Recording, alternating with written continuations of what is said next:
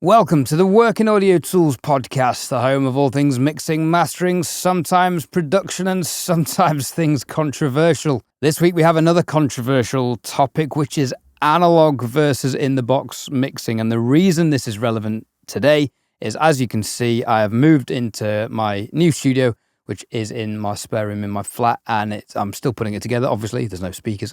I'm still filling the desk out. But since I started moving from the old place to this place, Paul, I needed to do some mixes and masters, and I left the analog gear there because that was the bulk of the difficult part moving.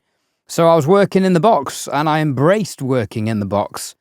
And I have to say, I quite enjoyed it.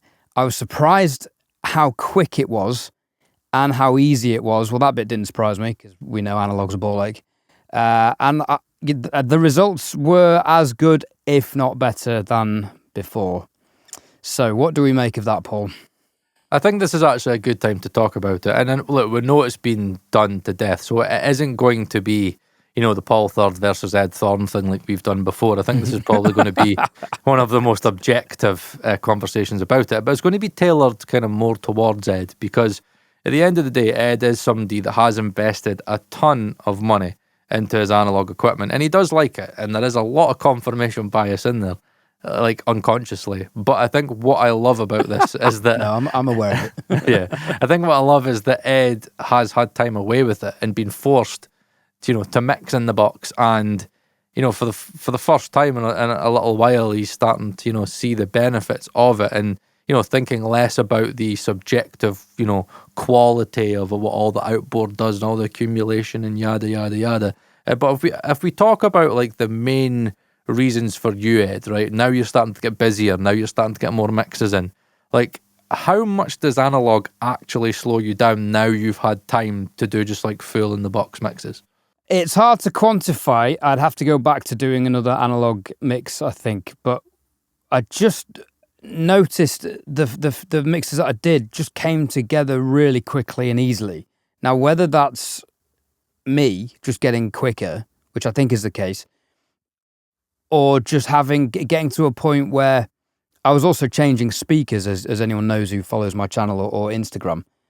So I was getting a new set of speakers on, getting used to it, and then I was having to do a mix and they were just up. So it was like, right, well, I'm just working with these. Doing my usual reference checking on my phone and the Nanos and the MX4s. Well, doing a lot of the mix on the Nanos and the MX4s to start with. So tools that I already know and trust. And the mixes just came together quickly. What was your question? What I was asking you was just how quicker have the mixes been coming together, mixing in the box compared to like what you were doing out the box? Yeah, so I found myself using even fewer plugins because what I was doing with the analog was I was, for example, kick drum or something, I was sending out a send to the Wes Audio Hyperion EQ and then the Mimas compressors. Now, the Hyperion EQ is somewhat limited in that it only has 6 and 12 decibels per octave slopes, which sometimes isn't enough. So I was going between using that or bypassing that and sometimes a fab filter EQ for shelving purposes. The Hyperion EQs also don't have a top filter. They have a shelf, but they don't have a low-pass filter.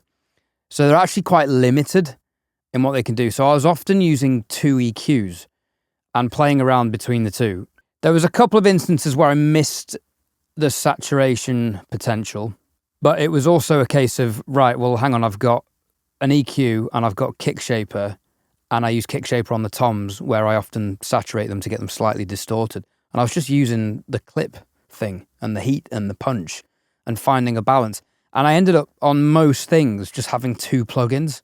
So I was faffing less. It was less of a distraction, and I was getting the sounds I was wanting. And with the analog Mimases, they're good. They're 1176 style FETs. They're good, but they have a sweet spot where they work really well, but they don't work on every track. Whereas I'm pretty confident I can get a UAD 1176 to work on every track. Yeah. Certainly on drums. there's just something about them. I do feel like the rear, Where's Audio rear compressors do something that I can't get in the box. There's just you're going to hate it, but there is like a weight. I'm not going to use the W word, but there's a weight to the, so I just did, I meant the warmth word. There's a density to it that I like. So I've been really playing with the idea of scrapping all of it and just having a few keychains for printing stems if I needed to. Certainly keeping some for tracking and on the way in, and then keeping a couple, like a chain for mastering, which is going to be similar processes anyway, and then selling the rest. But some of it I've not even had a year. Yeah. So I really hate the idea of that, and I'm going to lose money on it. But if that money can be used to purchase something else for the studio, the amount of people who've told me to go on a nice holiday is ridiculous. But come on, guys, we know I can't do that. I can do that once a year, and sound pays for that, so it's fine. But, I am auditioning the Dutch and Dutch 8Cs soon. They're 12 grand. They don't give YouTubers discounts, so if I want them, apparently everyone tells me they're endgame speakers. If they are, and I want to have the best tool possible, I need to sell the analog to fund it. I'll also have the Amphions to sell, the heads to sell. So that actually, there's a lot. When I added that up today, I was like, "Ooh, this is a chunk of money here that I can free up if I choose to move away from it." But then do I want the best of both worlds? So there's a bit of a financial impetus to pushing away from it. But just in general, in terms of speed of mixing, I just ended up doing less. And I think that's why they started, I think the mixes came out well.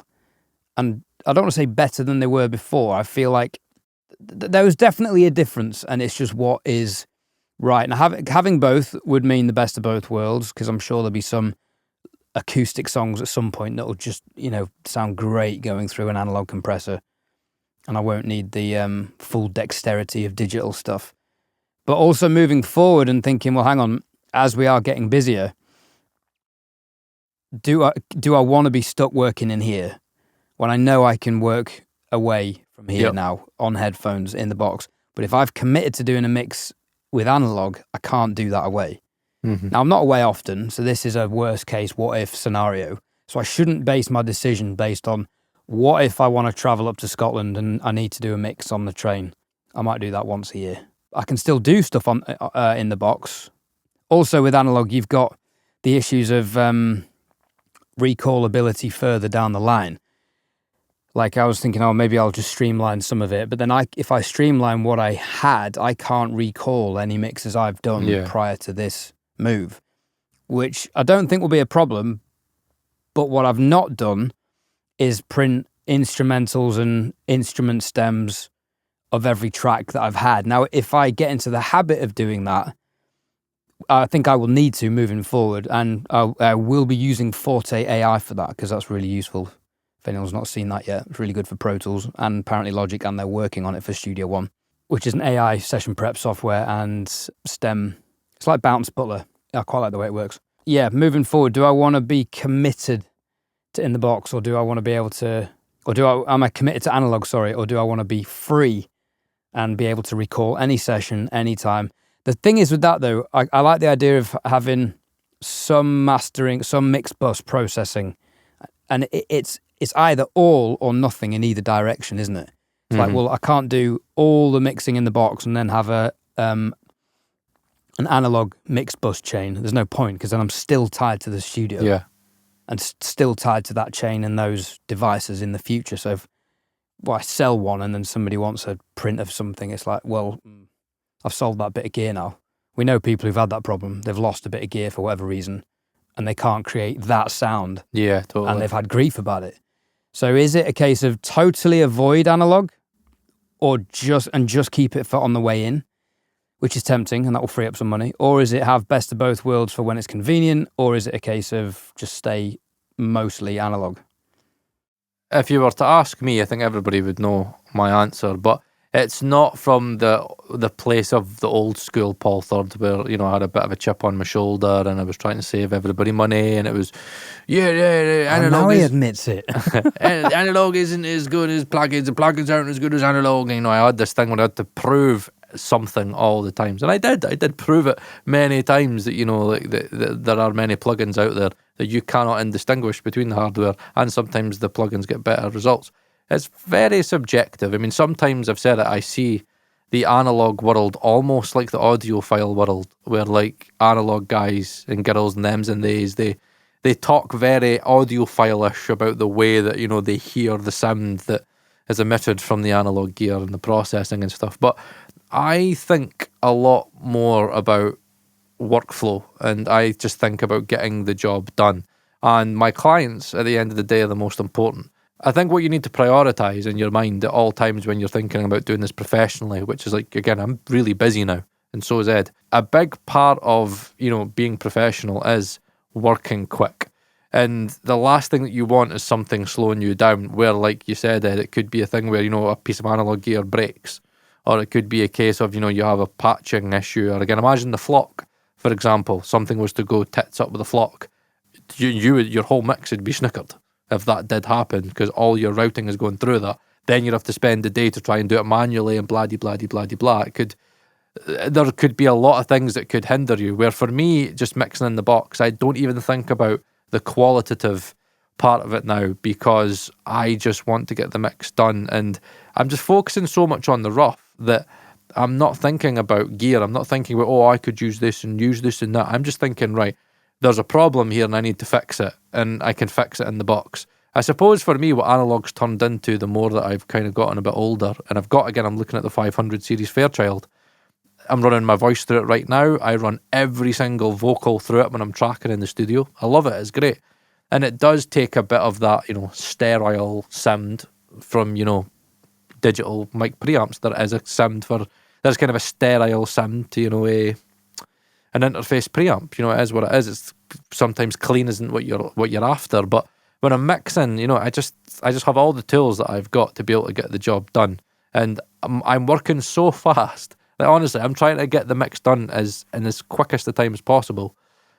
I just don't want slowed down. And the last thing I want to do is to think, right, is that definitely in there and that? And like, even gain staging, again, that's something that I'm always really anal about gain staging when it comes to analog. So I'm always making sure that, okay, right, if I'm going to be patching in through that, I've got to think about it. I've got to be right, okay, pipeline, send in return, input, output into that.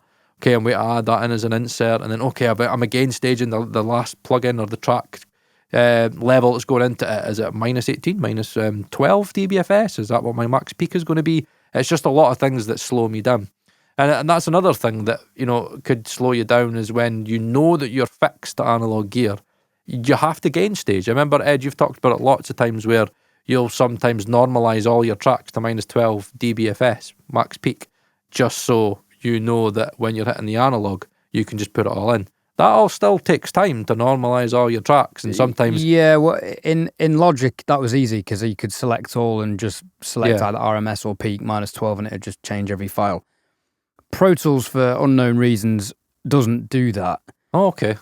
At least I've not found a way, and anyway, if you know a way of doing this where you can select all the channels and you can change the gain of all of them to like plus 12 dB or whatever you want, but you can't adjust, it won't auto detect the peaks, and then you can adjust the gain so that the peak of every channel is minus 12 dB.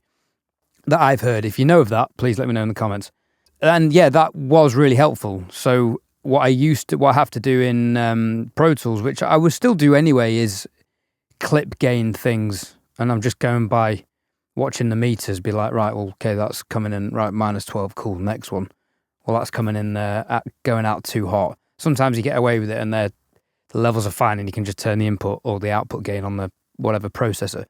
But yeah, it is another thing that you have to be careful of it. And you're introducing multiple stages of gain staging with analog. You've got to be careful going out, because you can't be clipping the converters.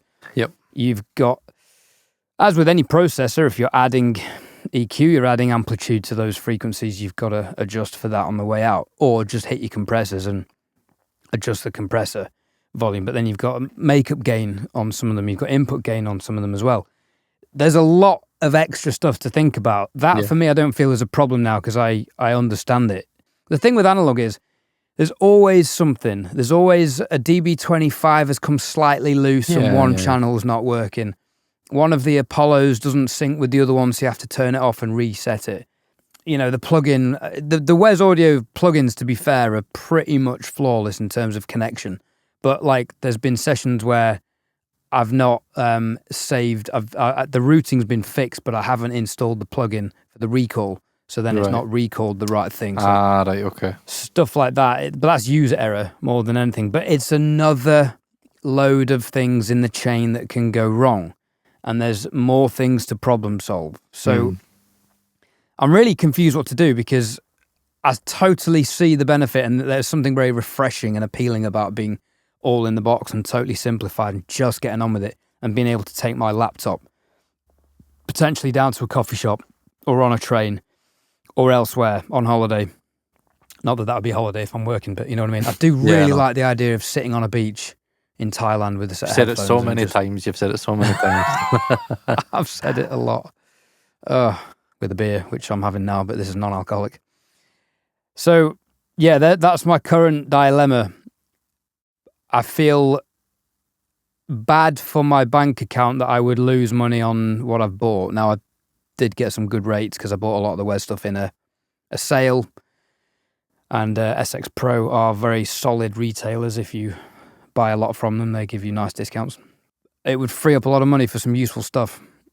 Speaking of which, I've also got Paul Mortimer coming around with the PSI AVA. I knew you were going to fucking get them. He's very good at selling me things. So yes, very good. So he might be able to sell me 2. He'll try for 3. I know that. That's definitely not happening because they're $3,000 each. And for anybody wondering, the AVAs are basically they're bass traps, but they're like electronic bass traps, and they're very, very clever. They do work. Like we heard them in Gearfest last year, and I was like, oh wow, that is a big difference in the low end. Like, it's pretty amazing what tech they've got inside that. But the room's sounding pretty good. I've not done a measurement since I sorted out my back wall. The cheap solution to that is GIK bass traps to absorb the 44 hertz resonance in the room, which I think is building related because there's an empty ceiling above me. To be proven otherwise. So that's ongoing. Know how I would end it, Ed? No, if I'm being honest with you, I'm going to be really honest with you. This kind of episode is more about you, right? So I'm going to give you my personal advice. This doesn't come from any form of like analog and digital and a stupid debate that goes on. For me, and you as my close friend, right? My advice for you would be, and I would say this to anybody else that's maybe in a similar boat. Quit. No, right? Not quit.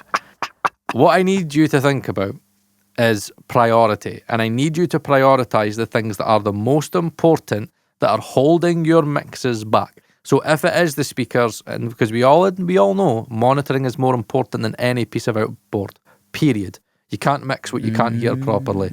So if you're saying it's your room, then you got to put that investment in your room. If it's your monitoring, you've got to put that investment into your monitoring. In my opinion, you have way, way, way too much analog gear that you don't need when you have other things that could be making you more confident, that could be, improving your mixes. I mean, I get it. You're an analog guy. You like it. You like touching buttons and faders and blah-de-blah-de-blah. I'm not saying get rid of it all. I would just say prioritize. Take the things that you know, right, this tool does a very, very, very specific job, and I know when I need it, and I know if I need to tap into it, I could use it. I think the idea of a mix bus chain could work pretty well. I would say more mastering. I think when you were speaking to me a couple of days ago and you were talking about, maybe we should just have an analog mastering chain, that would make more sense to me, because then you could still do mixes wherever you want. And again, in a mastering, you could easily master a song in half an hour, 45 minutes. So I can master anywhere I want as well, because I've been mastering in the box. Yeah, so I think that it's good to have it. And I'd say for tracking, the reason I have my analog gear is because I do like being able to get a sound on the way in. And I do prefer analog over DSP for that, because I think there's a lot of issues with a lot of DSP and interfaces offering, DSP on the way in.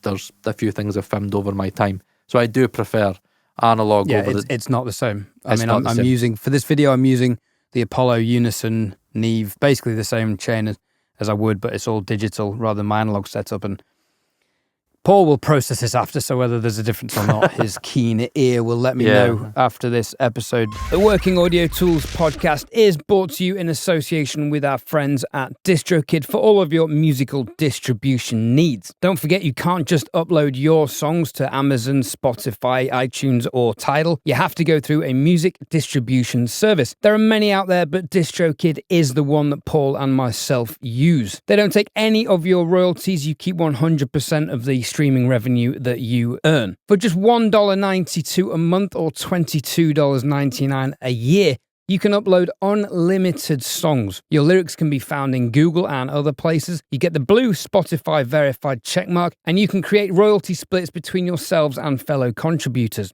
You also get access to the new DistroKid iPhone app for editing and uploading songs and accessing your statistics on the move. There are plenty of other tools available on DistroKid. We'll go through those in another section. You raise a good point, though. I don't need any of this. What this exercise has proven to me is that I can work on an Apollo X4 Gen 2 with the improved headphone amp, any set of speakers, even the £1,000 Adams that I reviewed. I'm seriously thinking of keeping them. Wow. Okay. Because I could just work on them. And I didn't need the analog gear, it turns out. I think I was fearful previously. I think I needed the best speakers. I needed the analog gear. I needed this and that to feel like, to be good. What I think has happened to both of us over this year, really, and certainly what's been, I think, proved to me in this exercise of moving studios and not having this, is we have transcended that now to the point where we can mix anywhere and on anything. Yep. And we know what we're listening out for. I don't want to say anything as in like, I was going to say, put me on a set of NS10s. Yeah. That's not going to work. But put me with under limited circumstances with what I know, the MX4s, the Nanos, my iPhone speakers. I didn't even have the Angry Boxes in, and I thought, I should get them in for a mix. And I thought, nope, if it works on my phone, it works. So it's proof that I actually don't need any of this. I can mix on the very basics, which is quite a refreshing, liberating feeling. But then the money side of it plays in. I'm like, I can't bear to think that I've lost more money on stuff. But then that's gone. It's money that I can put on something else immediately. So, guys, if you're listening, girls, days and mums, this has been a bit of a self-indulgent episode. Thank you for listening. I'm sure I'll get inundated with comments. I've had loads on Instagram, so thank you for chipping and chiming in on that. But your key takeaway, Paul, would be prioritize what's going to serve me working and getting the best out of myself. Prioritize, mate. I think you've got to, because what I've learned more over the years is that your brain is quite alike to mine, and there are times where you'll give me a hard time. Yeah, Paul, you're rabbit holing, you're doing stuff you shouldn't be getting into. And then it's like, just as bad. Yeah, Ed just like swapped with me with this whole speaker thing in his room. But what it shows is that we are people that, those things do bother us, and we do strive for perfection. Many people have said it about me, and Ed's just as similar. That the strive for perfection in audio is a pointless endeavor. But what it does show you is that you can get better results by just doing a bit more research, by experimenting, bits and bobs. But there is a time where you need to say that's it. And I just don't think that it's worthwhile for you in this part of your career to have expensive investments that aren't necessary when there are stuff that is bothering you and there is stuff that you would like to improve. Because at the end of the day, if the Dutch and Dutch 8Cs and that was to be like your main speaker, that was the main thing that you would mix on, and that you could get that in your room, and it fixes a lot of issues. If you were able to get the AV fucking bass trap things from PSI, and that all worked for you, and you had the best room that you would work in, I know that you would feel so much more confident, and in yourself you would just work quicker without even knowing it, because the decisions that you were making, you felt confident in them. You felt more confident in them. You didn't have that niggling part in the back of your brain that many of us get, and that's why I try not to mix on as much as I do, but I can't help myself. But even me, I am now getting to a point where I'm like, right, Hyphamin HE Unveiled with Emra's like bass shaper technique, right, maybe I should just mix on that. Dan Clark No RX for portable mixing. I'm to a point where I'm half thinking I'm going to make an investment on the Kali SM8s that I've got in, because I had a client and had a session on Friday, and I was like listening to a lot of tracks that we were trying to see like what kind of place we wanted to move in. And every track I was playing, I was like, this is the best I've ever heard tracks in my room. I could hear low-end details. I could just everything. And then I just looked at Amy and I was like, fuck, man, these are good speakers. And she's like, Paul, this whole session, I've been amazed at how good these speakers are. And I've heard a lot of speakers in your room because she's had a few sessions. She was like, yeah, Paul, these are like the best. Like, these records sound amazing. And there was a part of me going, wow, that would be me done with speakers, heads, Kalis, and I think that would be me done. I wouldn't get distracted. I'd be like, got my headphones. What about the keys? No, I'm a bit stronger than you, Ed. I've got I don't get, like, when I know I can get results, I could just stick with it. And I do think the Kali SM8's the first speakers that I've had in here where I'm like, I could do a lot of trusted work where I could listen to these and I just know they tell me the truth. The heads are really good. I love the heads as well, but the two of them together, I'm like, and the angry boxes, that I think that would be me done. You could put Dutch and Dutch in here and I'd probably just be like, no, I just don't need the investment. And I think that's again a lesson for you and other people, that I get it that, you know, analog gear is, you know, expensive Pokemon cards. Ed says it all the time. They're fun to have. And again, sometimes just being able to enjoy mixing, and if it makes it more fun and it makes it more enjoyable, then yeah, it's definitely worthwhile. But if it's something that you don't need and it is slowing you down and it is making your decisions, you know, a little bit less decisive, and as Ed said, you are adding more processing post because you've got the limitations of analog and stuff, then it's just certain things to think about. I think what has been wrong with the industry over the years, and I see that now being a bit older and wiser, that it's all or nothing. It's all, you're either analog or you're digital. I mean, it's either one or the other, and that's just not the reality of life. If you want to be hybrid, be hybrid. Nobody's telling you what to do. There are no right and wrong answers in audio, but when it comes to clients, you know, there are right and wrong answers, because if they don't like it, it's the wrong result. If they like it, it's the right result, and that's all that matters. So Ed, if you could mix in the box on a pair of Adams and, you know, fucking MX4s and the Nanos, you know, all the best to you. You know what I mean? There's no reason why you should be doing anything else. If you can get mixes accepted, you know, like very easily with just your setup in the box, then you don't need it. Don't be like distracting yourself with things that you don't need. That for me is what the about biggest perception advice. though? What about perception? We've talked about perception off air. Okay. I think we were talking about the Adams when I said, look, I can mix on these. Yeah. For me, when they're calibrated to Trinov, they are delivering, not including the low end, but they are delivering what I'm hearing on the Nanos, and my mixers sound like they should do on them, which is a valuable thing. But then they're £1,000 speakers, and we discussed, you know, what are other engineers going to think, what are other YouTubers going to think, and then we realised, well, actually, we don't get gigs from them, so who cares? And actually, more potential clients know Adams. They're not going to know Dutch and Dutches. They might not know Amphions, but they'll know Adams because they're everywhere. So they'll think, oh, he's like me. I've got those speakers, or I've seen those speakers in a producer's studio, and they were great. Because that might be good from what they're used to. So in terms of perception, does this need to be part of the discussion, or is it just what works? Because if I wanted to sell everything and just work on the Adams, as I've been doing in the box, I could save a lot of money. Probably work better, but at the back of my mind I'll be thinking there's something better out there. I think at the end of the day, Ed, you've just always got to remember one thing.